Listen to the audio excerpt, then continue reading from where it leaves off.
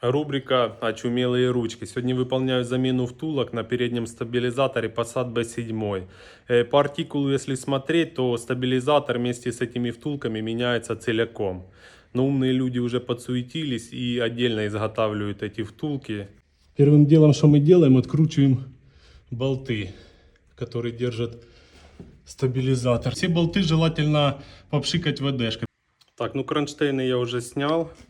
Высверлил вот такая вот гайка. Вот так вот идет кронштейн.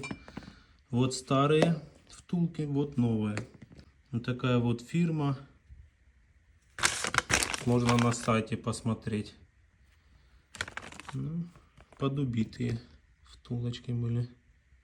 Установил я все в обратной последовательности. Вот так смотрятся новые втулочки, не видно. Болты новые поставил, так как те уже были негодные. И зажал. Сначала я понабрасывал их, наживил в ту сторону, потому что в ту сторону самое сложнее. Потом эту сторону и поэтапно позатягивал. Ну, теперь время покажет, будут ходить они и сколько они